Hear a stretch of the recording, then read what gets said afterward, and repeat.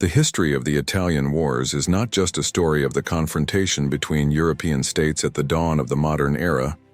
It is also a tale of the intrigues of noble Italian families and the Pope, the gradual rise of the Habsburgs who extended their dominion across half of Europe, and the ambitions of the French kings who, after their victory in the 100 Years' War, and the centralization of power, set their sights on neighboring territories expecting swift victories. However, things turned out to be far more complicated. Medieval Italy was not the unified country as it is today, but rather a vibrant mosaic of city-states in the north, the Papal States in central Italy, and the Kingdom of Naples in the south. The most powerful northern cities, Venice, Genoa, Milan, and Florence, thrived through trade. For a long time, they were governed by republican systems supported by a substantial class of merchants, making these cities the wealthiest in Europe. Some of them also possessed strong naval fleets, earning the title of maritime republics. On the other hand, at the dawn of the modern era, these city-states began to lose their republican traditions. They were now led by family clans drawn from the wealthiest residents. The most famous of these was the Florentine Medici family. An exception to this trend was the theocratic Papal States, which, despite being the religious center of Europe, often participated in ongoing wars. When the Borgia clan rose to power in the Papal States, they attempted to establish their own principality, leveraging the resources of the papal throne. The Kingdom of Naples was the largest among the Italian states but was poorer than its northern neighbors due to underdeveloped trade. Eventually, the kingdom came under the rule of a junior branch of the Aragonese dynasty. Meanwhile, the Italian islands fell into the direct control of Aragon, which by the end of the 15th century was merging with Castile to gradually form the Kingdom of Spain. All these states were in constant conflict, relying on mercenary leaders known as condottieri. These ongoing wars rarely produced a definitive victor. Whenever one state gained significant power, the others would unite against it. On the one hand, this had negative consequences as the fragmented Italians were unable to resist foreign invasions. On the other hand, conquering Italy turned into an endless struggle where the conqueror, upon gaining influence, had to fend off a united Italian opposition. Even former allies would often become enemies. The First Italian War began in Milan. Power there was held by Ludovico Sforza, who served as regent for his nephew. Opposing him was the Duchess of Milan, who relied on the support of her father, Alfonso II, the King of Naples. Sensing the approach of war, Ludovico turned to the French for assistance. A pretext for the conflict quickly emerged. King Alfonso II's father was illegitimate, and the Pope had, half a century earlier, proposed granting the Neapolitan territories to France. This provided justification for the French king to embark on a campaign to conquer Naples. The French army, 35,000 strong, swiftly marched through Italy. In a desperate attempt to stop them, King Alfonso II sent a force of 10,000 soldiers to Genoa, yet they were immediately defeated by Louis, Duke of Orléans. The Neapolitan forces regrouped near San Germano, but a battle never took place. Part of the army defected to the French while the rest dispersed. Upon hearing this, Alfonso II fled Naples. At the beginning of 1495, the French captured Naples without a fight, though a syphilis epidemic among the French soldiers hindered their prolonged stay in the city. Leaving part of his army behind, Charles VIII began his return to France. Meanwhile, alarmed by France's successes, the Italian states formed an alliance with the intention of using force to expel the French from Italy. The armies of the Venetian League met Charles VIII near Fornovo, where a fierce battle took place, resulting in heavy losses for both sides. The Italians suffered significant casualties and retreated from the battlefield. The French abandoned their camp, but managed to break through and return home.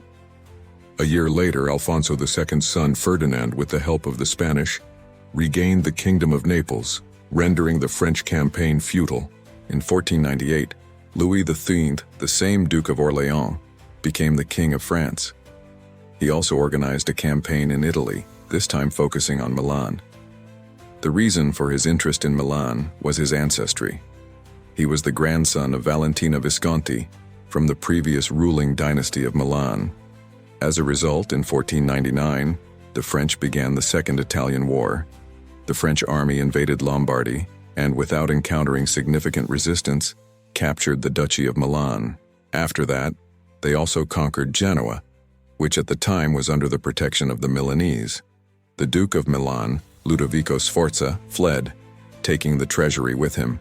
With this money, he hired mercenaries and, at the beginning of 1500, managed to recapture Milan. In response, Louis XV invaded again and laid siege to the Duke of Novara. Sforza intended to fight to the end, but his own mercenaries captured him and handed him over to the French in exchange for safe passage.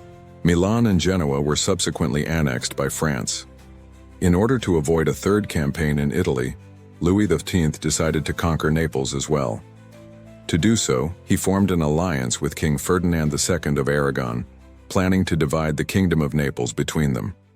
The French-Spanish allied army easily subdued the Kingdom of Naples, capturing and imprisoning King Frederick III. All the same, the French-Aragonese alliance did not last long. By 1502, the Allies began the Third Italian War.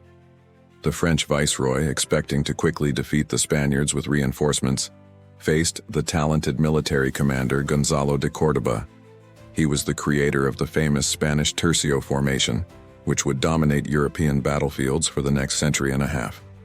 Under his command, the Spanish decisively defeated the French in 2 battles and quickly captured the Kingdom of Naples. When reinforcements arrived for the French, Gonzalo de Córdoba defeated them as well at the Battle of Carignola. France had no choice but to recognize Naples as belonging to Spain in 1503. With the death of Pope Alexander VI, better known as Rodrigo Borgia, his family began to lose influence in Rome. Cesare Borgia, Rodrigo's son, who had ruled lands in Urbino and Romagna, was betrayed by his allies and captured by the Spanish. He escaped from captivity and even became involved in the war between Navarre and Castile, where he was killed. While Cesare Borgia was in Spain, Venice occupied his lands. The new pope, Julius II, who also claimed these territories, opposed this. In 1508, Julius II formed the League of Cambrai against Venice, which included not only Italian states but also Austria, France, and Aragon, all of whom had territorial claims on Venice. Before the war began, the Pope tried to betray his allies by offering the Venetians the plan of attack in exchange for the lands of the Borgias. The Venetians, confident in their victory, refused. In 1509, the French army invaded Venetian lands, starting the War of the League of Cambrai. To defend themselves, Venice hired mercenaries, but they were defeated by the French at the Battle of Agnadello. At the same time, the Austrians briefly captured Padua, but lost it due to a rebellion by the townspeople and withdrew from the war. The Spaniards, who had seized Venetian ports in Apulia, also left the conflict. For Venice, the main threat remained France, whose army continued its advance, during which the tragedy of Vicenza occurred. At that time, French mercenaries brutally killed over 1,000 civilians who were hiding in caves near the city. Soon after, Venice reconciled with the Pope and handed over the Borgias' lands to him. Julius II openly betrayed the Cambrai League and started a war with France. He hired Swiss mercenaries to capture Genoa. Charles II d'Amboise, the French commander, halted the successful Venetian advance, but retreated to Milan nonetheless. There he paid the Swiss to return home. Julius II tried to expand the territories of the Papal States by excommunicating the Duke of Ferrara and attempting to seize his lands. At that time, the French came to Ferrara's aid, and they surrounded the Pope in Bologna. Only the approach of the Allied forces saved the Pope from captivity. Soon, the Papal forces found themselves stuck at the siege of Mirandola. The following year, the French managed to push them out of the Duchy of Ferrara, and subsequently captured Bologna as well. In this difficult situation, Pope Julius II enlisted Spain, Austria, and England, the longtime adversary of France, into an anti-French alliance. At the beginning of the new year, the Papal forces, reinforced by the Spanish, launched an offensive against Bologna. Nevertheless, the French managed to prevent the capture of the city.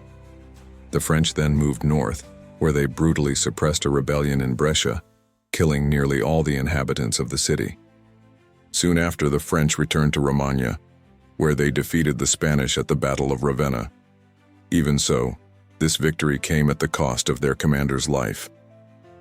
Following this, the French began to face a series of setbacks. In the summer, The Florentine Republic, which had been an ally of France, fell, and the Medici family, with the help of their allies, regained power. Afterward, Swiss mercenaries placed Massimiliano Sforza on the throne of Milan, a decision for which the young duke had to pay them with part of his lands. The Swiss mercenaries helped Sforza again in 1513, when the French attempted to recapture Milan. After their victory, the Swiss invaded France and laid siege to Dijon. Meanwhile, in the south, the Spanish conquered the longtime French ally, the mountainous kingdom of Navarre. In Calais, King Henry VIII of England landed and defeated the French at the Battle of the Spurs, also known as the Battle of Guinegate, capturing the city of Tournai. Louis XIV had to quickly reconcile with the English and the Spanish. At the same time, his forces were able to lift the siege of Dijon. Soon, Venice also made peace with France, as it was dissatisfied with the territorial claims of the Austrians. The Spanish immediately took advantage of this, invading Venice and defeating the Venetians at the Battle of Vicenza. It seemed as though France had lost the war. In 1515, Francis III became the new king of France. He immediately set out to reconquer Milan. His campaign is sometimes referred to as the Fifth Italian War. As in the previous conflict, Swiss mercenaries opposed the French. However, at the Battle of Marignano, Francis I defeated them. The French captured Milan and signed an agreement with the Swiss, granting them the right to recruit Swiss mercenaries on a permanent basis. From that point onward, Swiss mercenaries served in the French army, a practice that continued until the French Revolution. Frightened by the French successes, the Spaniards decided to abandon Venetian lands. The King of Navarre, with French support, tried to reclaim his kingdom but was defeated. His family was left to rule a small part of their kingdom north of the Pyrenees. Meanwhile, Francis I signed a peace treaty in Noyon with the new Spanish king, Charles I of Habsburg. In 1519, Charles I inherited other Habsburg lands, the Netherlands and Austria, and soon became the Holy Roman Emperor as Charles V. From then on, the Habsburg territories surrounded France on three sides.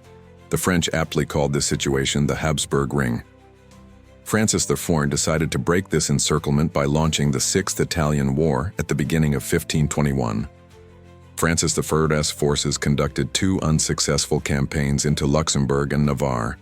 In response, the imperial troops laid siege to the recently purchased French town of Tournai. Francis I came to the city's aid, forcing the enemy to retreat. At the same time, England entered the war. Charles Brandon, the Duke of Suffolk, plundered lands along the Seine and advanced toward Paris. He was supposed to receive assistance from Charles V. But since the emperor never arrived, the English decided to make peace with the French.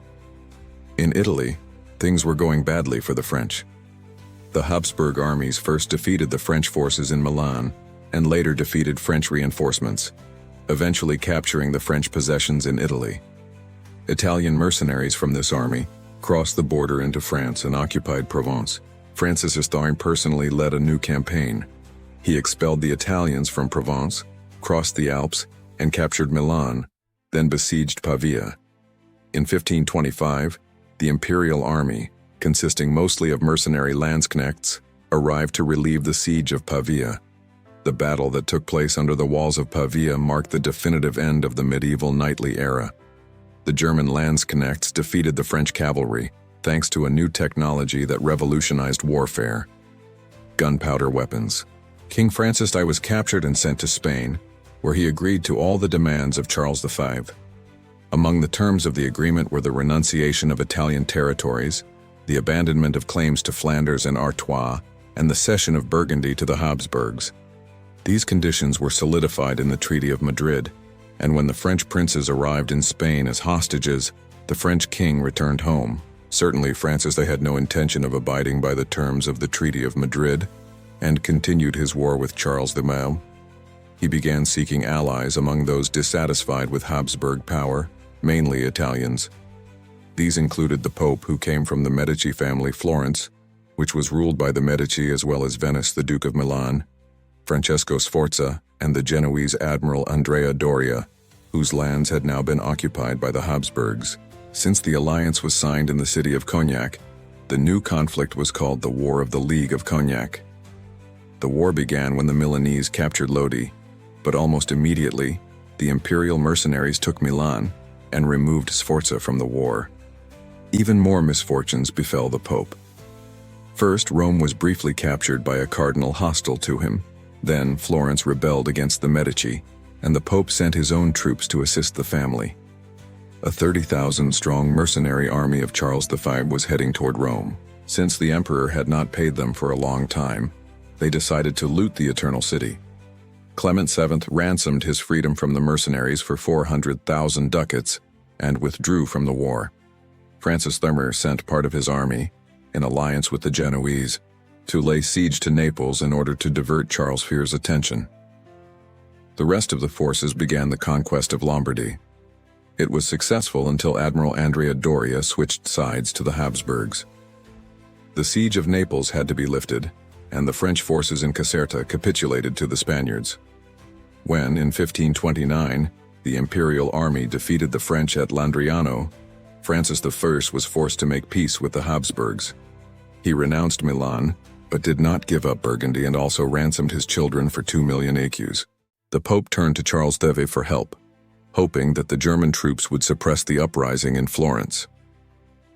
The emperor's forces marched into Tuscany and fulfilled the request. The Medici family returned to power in Florence, and within 2 years, the city was transformed from a republic into a duchy. In 1535, without heirs, the Duke of Milan, Francesco Sforza, died. Charles V immediately declared the annexation of Milan to his territories. Francis I began gathering troops for a new campaign in Italy. The Duchy of Savoy, which had previously allowed French armies to pass through, now opposed France. Duke Charles III of Savoy had territorial disputes with the French. Francis I did not like the Savoy Duke's policy, and the French quickly conquered Savoy, thus beginning the Eighth Italian War. Spanish forces led by the emperor occupied Provence.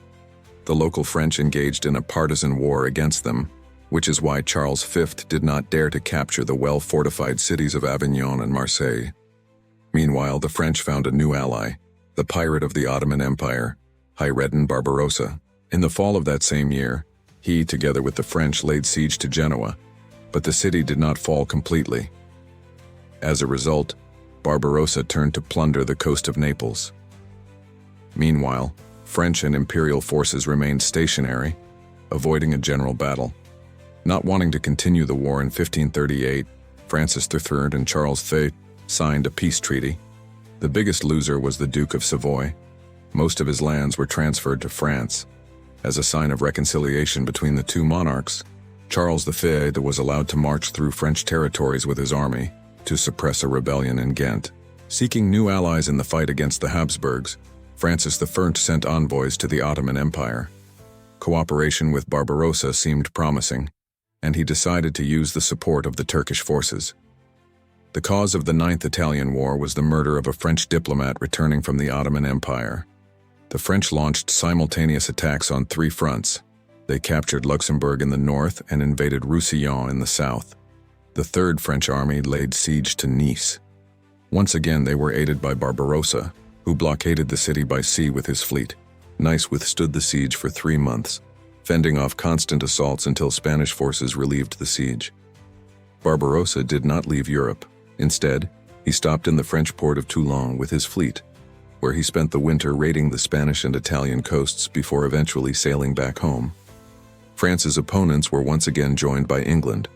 The cause was a dispute over the hand of Mary Stuart. Both Francis I and Henry VIII planned to arrange a dynastic marriage with the Scottish Queen. In 1544, English forces captured Boulogne after a brief siege. Meanwhile, imperial troops recaptured Luxembourg from the French and, under the command of Charles V, invaded Champagne, advancing toward Paris. The Italian front for the French was also not very successful. The Spanish invaded Piedmont. Although the French managed to repel the Spanish in the Battle of Sarasol, their own campaign to Genoa ended in defeat at the Battle of Serravalle. After this, Charles V and Francis I decided to end the war. A peace treaty was signed at Crépy. It confirmed Milan for the Habsburgs and Turin for the Valois. To avoid further wars, Charles V and Francis I planned a dynastic marriage. France continued the war with England in 1545. The French laid siege to Boulogne. They also sent troops to assist the Scots and assembled a fleet to attack England. The Battle of the Solent did not stop the French, and they took the Isle of Wight, from where they began raiding the Sussex coast. But just a month later, the English fleet, with the help of the inhabitants of the Isle of Wight, managed to drive the French out. Soon Henry VIII proposed a new peace agreement. Boulogne was returned to the French for 800,000 écus. But in 1550, following a peace treaty with the Scots, the English lowered the price by half. A year after the Treaty of Ardres, Francis I died, and Henry II became the new King of France. Following family tradition, he decided to continue the wars with Charles V. At this time, the Reformation had gained momentum across Europe, and the Holy Roman Empire was mired in religious wars. Therefore, despite being a Catholic himself, Henry II formed an alliance with the German Protestants. This conflict is known as the Last Italian War, and due to the Peace of Vaucelles, which lasted for 6 months, historians sometimes divide it into the 10th Italian War and the 11th Italian War. The hostilities resumed in Italy. Back in 1547, Charles V's forces had occupied the Duchy of Parma. The Duke of Parma, Ottavio, formed an alliance with France and began a war to retain his lands. The following year, in support of Ottavio, the French invaded Lorraine and funded another uprising of German Protestants. This war was meant to distract the emperor. Nevertheless, Charles V quickly realized the French intentions and made peace with the Protestants. At the same time, the situation in Italy was favorable for France. The Turkish allies defeated the Genoese fleet at the Battle of Ponza Island. Meanwhile, the city of Siena rebelled against the Spanish army and received support from French forces. Afterward, the French, with the help of the Ottoman fleet, captured Corsica. Charles V attempted to reclaim Lorraine, but he was unsuccessful in the siege of Metz and retreated. In response, he ordered his Spanish troops in the Netherlands to destroy the French border town of Terouanne.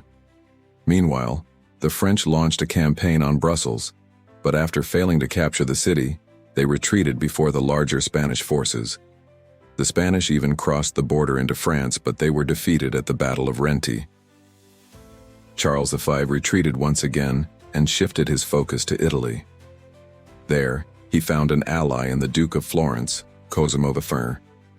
With the help of imperial troops, Cosimo launched an attack on Siena and defeated the rebels at the Battle of Marciano.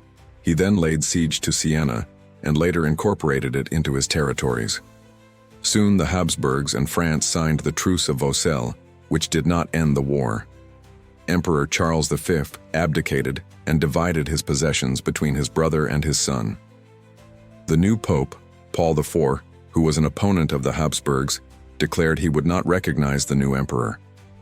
To force the pope to reconsider, the Spanish commander Fernando Alvarez de Toledo, better known as the Duke of Alba, invaded the Papal States. In response, Pope Paul IV called upon the French for help. François de Guise led the French army and, in 1557, came to the Pope's aid, laying siege to Civitella. Still, it was here that he was defeated. The French withdrew from Italy, and the Spanish, having occupied the Papal States, forced Pope Paul IV to recognize Ferdinand I as the new emperor. The fighting also took place in the north, where the Spanish received help from the English, who had once again gone to war with the French. Together they launched an attack on France, laying siege to Saint Quentin. The attempt to break the siege ended in a catastrophic defeat for the French. The Spanish and English forces opened the way to Paris, but instead of advancing on the French capital, they focused on capturing Saint Quentin. The situation was saved by François de Guise, who had just returned from Italy. In 1558, de Guise unexpectedly attacked Calais and quickly captured it, stripping England of its holdings on the continent. After that, de Guise moved on to Lorraine, where he laid siege to Thionville and, after 2 months of siege, captured it. Meanwhile, French forces began raiding Flanders, but becoming too overzealous, they were surrounded and defeated by Anglo-Spanish forces at the Battle of Gravelines. By the end of 1558, Spain and France declared default and finally agreed to peace. The treaty signed in Cateau-Cambrésis effectively ended the period of the Italian Wars. The English renounced Calais, and the Spaniards withdrew from Saint-Quentin. France pulled out its troops from Lorraine, Savoy, and Corsica. The peace was sealed with the marriage of the French princess to the Spanish king. French King Henry II, though, did not live to enjoy the peace, as he died in a tournament dedicated to the peace agreement. The Italian Wars marked a transitional period from the Middle Ages to the early modern era. When they began, knights fought on the battlefield. But by the end of the wars, mercenaries armed with firearms were in control. For Italy, these wars were a catastrophe, solidifying its fragmentation into small states and, in some cases, creating foreign holdings on Italian soil. Even worse, the wars brought an end to the era of Italian trading cities, which began to decline thereafter. Thus, Italy, once a cradle of the Renaissance, transformed into a conglomerate of provincial states. For France, the Italian Wars represented its first attempt to become the hegemon in Europe. Although it ultimately failed, France transformed into a centralized kingdom with a powerful regular army of mercenaries. For Spain, the Italian Wars marked a golden age that brought new territories under its control. The union of Spain and Austria under the Habsburg dynasty made the Habsburgs the most powerful family in Europe.